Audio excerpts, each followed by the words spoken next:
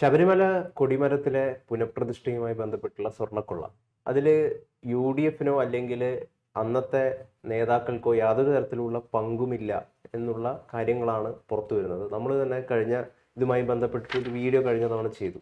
അത് ഏത് രീതിയിലാണ് ഈ കൊടിമരം മാറ്റേണ്ടത് എന്ന ദേവപ്രശ്നത്തിലെ കാര്യങ്ങൾ സൂചിപ്പിച്ചുകൊണ്ടായിരുന്നു ആ വീഡിയോ. നിലവിൽ മുമ്പിലുള്ള ഒരു പ്രധാനപ്പെട്ടുള്ള ഒരു ആരോപണം എന്ന് പറയുന്നത് എവിടെ പോയി ഈ സ്വർണം, അതായത് 233 ഗ്രാം സ്വർണം എവിടെ എന്നുള്ളതാണ്. ഈ 233 ഗ്രാം സ്വർണത്തിൻ്റെ കാര്യം എനിക്കറിയില്ല. പക്ഷേ രേഖകൾ കൊണ്ട് കാണുന്നത് ഇതിൻ്റെ അകത്ത് UDF ദേവസ്വം ബോർഡിന് യാതൊരു ഉത്തരവാദിത്വവും എവിടെയും വരുന്നില്ല എന്നുള്ളത് തന്നെയാണ്. രണ്ട്, ഇതിൻ്റെ അത് ആധികാരികമായിട്ട് തന്നെ അവിടെ വന്ന സ്വർണവും അത് ആരൊക്കെ എന്തൊക്കെ കൊടുത്തോ വ്യക്തമായിട്ട് ഹൈക്കോടതി നിയമിച്ച 3 പേർ ചേർന്ന് അല്ലെങ്കിൽ 4 പേർ ചേർന്ന് അത് റെക്കോർഡാക്കിയിട്ടുണ്ട്.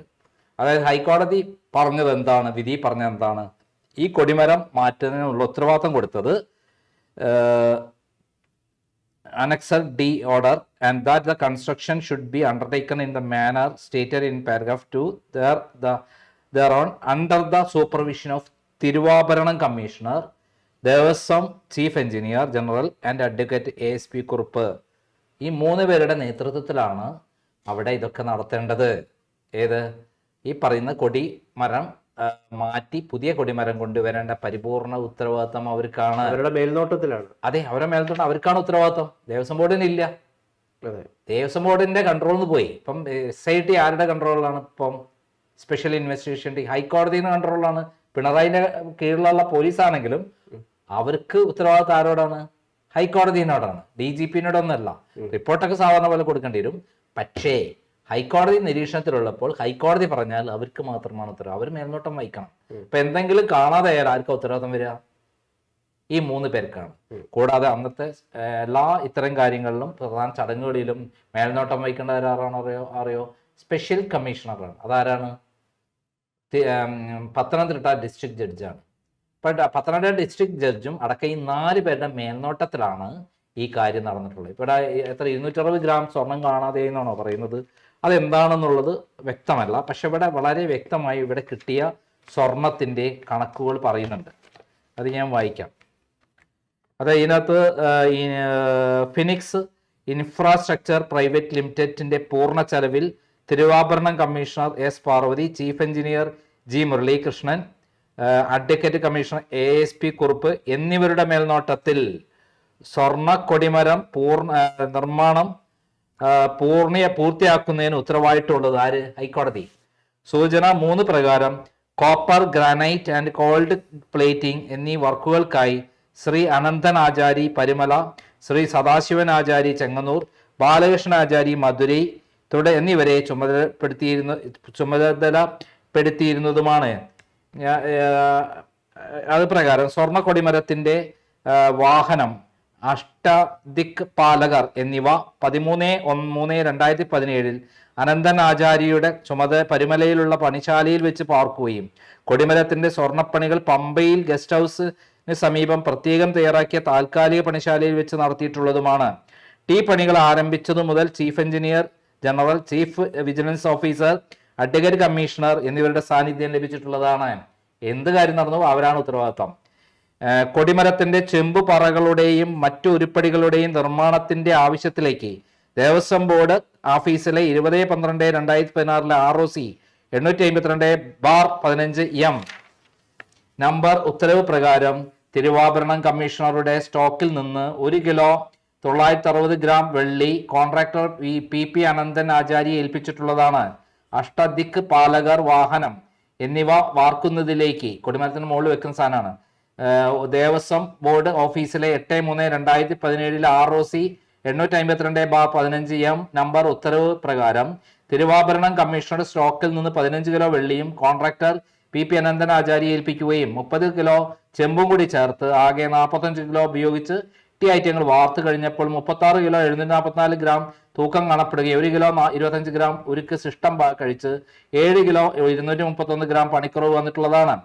പമ്പയിൽ സ്വർണ്ണപ്പണികൾ തുടങ്ങിയ തീയതി മുതൽ അവസാനം വരെയും ഓരോ ദിവസവും പ്രത്യേകം വിശദമായ മഹസൂറുകൾ തയ്യാറാക്കിയിട്ടുള്ളതും സ്വർണം പൂശിയ ഉരുപ്പടികൾ പോളിഷ് ചെയ്ത് പൂർത്തിയാക്കുന്ന മുറയ്ക്ക് തൂക്കം തിട്ടപ്പെടുത്തി സ്ട്രോങ് റൂമിൽ സൂക്ഷിക്കുകയും മുഴുവൻ ഉരുപ്പടികളും സ്വർണം പൂശിയ ശേഷം ഈ ഉരുപ്പടികളെല്ലാം ട്രാക്ടറിൽ സന്നിധാനത്ത് എത്തിച്ച് ശബരിമല ദേവസ്വം അഡ്മിനിസ്ട്രേറ്റീവ് ഓഫീസറെ ഏൽപ്പിക്കുകയും അഡ്വക്കേറ്റ് കമ്മീഷണർ ASP കുറുപ്പ് അനന്തനാചാരി എന്നിവരുടെ മേൽനോട്ടത്തിൽ കൊടിമരത്തിൽ സ്ഥാപിക്കുകയും ചെയ്തിട്ടുള്ളതാണ്. സ്വർണം കൊടിമര നിർമ്മാണത്തോടൊപ്പം ശബരിമല ക്ഷേത്രത്തിന്റെ നാലമ്പലത്തിന്റെയും ബലിക്കൽ പുരയുടെയും മുകളിൽ സ്ഥാപിച്ചിരുന്ന 8 താഴെക്കുടങ്ങളും ദേവസ്വം ബോർഡ് ഓഫീസിലെ 17/4/2017 ROC 882/15M നമ്പർ ഉത്തരവ് പ്രകാരം ഡിപ്പാർട്ട്മെന്റ് സ്റ്റോക്കിൽ നിന്നും 600 ഗ്രാം തങ്കം ഉപയോഗിച്ച് കേടുപകൾ തീർത്ത് സ്വർണം പൂശിയിട്ടുള്ളതാണ്. സ്വർണ്ണ കൊടിമരത്തിനും താഴെക്കുടത്തിനും ഉപയോഗിച്ച തങ്കത്തിന്റെയും വിവര ചുവടെ കാണിച്ചിരിക്കുന്നു പറഞ്ഞിട്ട് ടോട്ടൽ എത്ര അറിയോ കാണിച്ചിരിക്കുന്നത്? 9161 ഗ്രാം 0.9 ഗ്രാമും കൊടിമരത്തിന്റെ ടി ഉരുപ്പടി തങ്കം പൂശിയതിനെ ഉപയോഗിച്ച തങ്കത്തിന്റെ വിവരം 22/3/2017 SBI കൊച്ചി ഓവർസീസ് ബാങ്കിൽ നിന്നും വാങ്ങിയത് 9161 ഗ്രാം. 2 വിവിധ തീയതികളിലായി ഭക്തജനങ്ങളിൽ നിന്ന് ലഭിച്ച തങ്കം 5/6/2017 80.49 gram, 10/6/2017 246.52 gram, 11/6/2017 5 gram, 15/6/2017 5 gram, 16/6/2017 25 gram, 19/6/2017 50 gram. Total 9573 gram കിട്ടിയിട്ടുണ്ട്. അതിൽ കൊടിമരത്തിന്റെ പണിക്ക് ഉപയോഗിച്ച തങ്കം 9340 ഗ്രാമാണ്, 0.2 ഗ്രാമാണ്. ബാക്കി വന്ന തങ്കം 232.810 ഗ്രാമാണ്. താഴെക്കുടത്തിന് ഉപയോഗിച്ച തങ്കം 116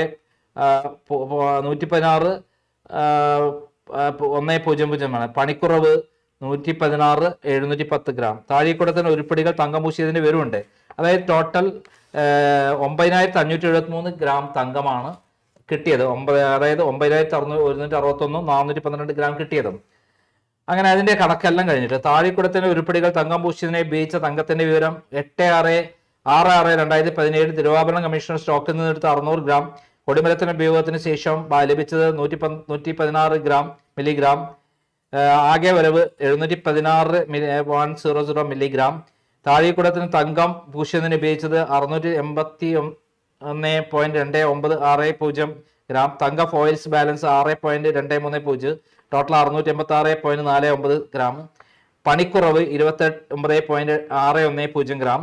മണ്ണ്, ചാരം, മെഴുക്, മർക്കറി ഒരുക്കിയപ്പോൾ ലഭിച്ചത് 17.07 മില്ലിഗ്രാം. കൊടിമരത്തിന്റെയും താഴെക്കുടത്തിന്റെയും പണികൾക്ക് ശേഷം പണിസ്ഥലത്തെ മണ്ണ്, ചാരം, മെർക്കുറി, മെഴുക് എന്നിവ അരിച്ചു ചൂടാക്കി ഒരുക്കിയപ്പോൾ ലഭിച്ച 17 ഗ്രാം 0.070 ഗ്രാം മില്ലിഗ്രാം സ്വർണം മുദ്രപൊത്തിവാക്കിയും വാഹന അഷ്ടദീപാലകർ എന്നിവ വാർത്തു കഴിഞ്ഞപ്പോൾ ലഭിച്ച 1 കിലോ 0.25 ഗ്രാം. ഉരുക്ക് ശിഷ്ടവും പണിശാല പൂർത്തിയാക്കിയപ്പോൾ ലഭിച്ച മണ്ണ്, ബാക്കി വന്ന 4 തങ്ക ഫോയിലുകൾ തുടങ്ങിയ ബുക്ക് 1 ഉപയോഗശേഷം മിച്ചം വന്ന തങ്കം പൂശിയ റിബേറ്റുകൾ, മണിനാക്ക് 1 എന്നിവയും ആറന്മുള സ്ട്രോങ് റൂമിൽ സൂക്ഷിച്ചിട്ടുള്ളതാണ്. ഇത് എവിടെ സൂക്ഷിച്ചിട്ടുള്ളത്? സ്ട്രോങ് റൂമിൽ സൂക്ഷിച്ചിട്ടുണ്ട്. ഇത് ആരാ ഒപ്പിട്ടിരിക്കുന്ന അറിയാമോ? തിരുവാഭരണം കമ്മീഷണർ ഒപ്പിട്ടിട്ടുള്ള പകർപ്പാണിത്. അതായത് ഇവരുടെ മേൽനോട്ടത്തിൽ ഉള്ള സാധനം തിരുവാഭരണം കമ്മീഷണർ. ഇതിൻ്റെ അകത്ത് ഇതിന് റെസീറ്റ് കൊടുത്തില്ല എന്നുള്ള കംപ്ലൈന്റ് ആണല്ലോ. അങ്ങനെയാണെങ്കിൽ ഫിനിക്സ് എന്ന് പറയുന്ന സ്ഥാപനം കൊടുത്ത അവരാണുള്ളതിന്റെ 9161 ഗ്രാം അവർക്ക് റെസീറ്റ് കൊടുത്തിട്ടുണ്ടോ? ഇല്ല. എന്റെ അന്വേഷണത്തിൽ അങ്ങനെ റെസീറ്റേ കൊടുത്തില്ല, ആർക്കും കൊടുത്തില്ല. ഇത് രേഖപ്പെടുത്തുകയാണ് ചെയ്തത്. അതാണ് സിസ്റ്റം. അവിടെയൊക്കെ ഈ ഇതിലുണ്ടല്ലോ ഭണ്ഡാരത്തിൽ പൈസ ഇടുന്നത് എങ്ങനെയാ? ആരെങ്കിലും നോക്കിയിട്ടാണോ? അതേപോലെയാണ് ഇതിനു വേണ്ടി കൊടുക്കുന്നത്. അതിന് പ്രത്യേക റെസീറ്റ് കൊടുക്കില്ല. പകരം അവർ മഹസറിൽ തയ്യാറാക്കി ഇങ്ങനെ രേഖപ്പെടുത്തും. പിന്നെ എവിടെയാണ് ഇതിനകത്ത് UDF ഭരണകാലത്ത് കുഴപ്പമുണ്ടാക്കി എന്ന് പറയുന്നത്? ഇത് തീരുമാനം എടുത്ത UDF ഭരണകാലത്തല്ല. ഈ പറയുന്ന എന്താണ് ഇയാളുടെ പേര്, അതായത് നമ്മൾ ഈ ദേവപ്രശ്നം ആ സമയത്തുള്ള ഭരണസമിതി അല്ല, അതിനുശേഷമാണ് ഇവര് പോലും വരുന്നത്. അതെ, അത് ഹൈക്കോടതി തീരുമാനിച്ച പ്രകാരമാണ് ഇവര് വരുന്നത്. ഇവരുള്ള സമയത്ത് ഇവര് നോക്കിക്കാനേ പറ്റുള്ളൂ. ആർക്കാ ഉത്തരവാദിത്തം ഹൈക്കോടതി കൊടുത്തത്? ഈ 3 പേർക്കാണ്. പ്ലസ് സ്പെഷ്യൽ കമ്മീഷണർ, അവിടുത്തെ ജഡ്ജും ഉണ്ട്. അപ്പം ഇവരെ എന്തെങ്കിലും ചോദ്യം ചെയ്യണമെങ്കിൽ, കിട്ടണമെങ്കിൽ ഇവരെ 4 പേരെയും ചോദ്യം ചെയ്യണം. എന്നിട്ട് അവർ പറയാണ് അജയ് തറയിലും അതേപോലെ അന്നത്തെ ഒരു CPM നേതാവുണ്ട് അതില്, അവരും കൂടെ അതിനകത്ത് ആ പ്രതികളാണെന്ന് പറയുകയാണെങ്കിൽ അവരും ഇതിൻ്റെ അകത്ത് അങ്ങനെ വരുള്ളൂ. ഇവരെ ആരും ചോദ്യം ചെയ്തിട്ടില്ല. അപ്പൊ ഇത് വെറുതെ കെട്ടുകഥ ഉണ്ടാക്കുകയാണ്. എന്തിനാണ്? ഇപ്പം വളരെ ഗുരുതരമായ ഒരു ആരോപണം പുറത്തു വന്നിരിക്കുകയാണ്. അയ്യപ്പ കൊള്ളയും അയ്യപ്പ സംഗമവുമായി ബന്ധപ്പെട്ടിട്ടുള്ള ഞെട്ടിക്കുന്ന വിവരമാണ് പുറത്തു വന്നിരിക്കുന്നത്. ഇനി ഏറ്റവും വെറുതെ എന്താ അറിയോ, ഇത് കോൺഗ്രസും CPM അല്ലേ ഇതിനകത്ത് ഭരണസമിതിയിലുള്ളത്. എന്നാൽ നമ്മുടെ സുരേഷ് ഗോപി ഒരു വീഡിയോ പുറത്തുവിട്ടിട്ടുണ്ട്. അതിൽ പറയുന്ന കാര്യം നമ്മൾ വളരെ ശ്രദ്ധേയമാണ്. അത് നമുക്ക് അടുത്ത എപ്പിസോഡിൽ പറയാം. എന്തായാലും ഇവിടെ UDFന്റെ ഭരണകാലത്ത് ഈ ദേവസ്വം ബോർഡ് മെമ്പർമാര് ഒരു തരത്തിലും ഇതിനകത്ത് പ്രതികളായി വരാനുള്ള ഒരു സൂചനയും തെളിവും ഇതിനകത്തില്ല. നമ്മൾ അവരെ പിടിക്കാൻ വേണ്ടിയിട്ടാണ് ഇത്രയും മെനക്കെട്ടത്. പക്ഷെ അങ്ങനെ ഒരു സംഭവം ഇതിനകത്തില്ല. പകരം അവിടുത്തെ എല്ലാ വിവരങ്ങളും ഡാറ്റാസും ഇവിടെ റെക്കോർഡിക്കലി 4 പേർക്കാണ് ഉത്തരവാദിത്തം. അവരുടെ മേലാണ് എല്ലാ കാര്യങ്ങളും വരിക. അത് ഹൈക്കോടതി ഉത്തരവാദിത്തം. അതിനെ ചാലഞ്ച് ചെയ്യാൻ SIT അല്ല, അതിലപ്പുറത്തെ ആര് ചോദിച്ചാൽ നടക്കില്ല എന്നുള്ളതാണ് നിയമം. ആ നിയമം മാത്രമേ പറയാൻ പറ്റുള്ളൂ. ഇതാണ് സത്യം.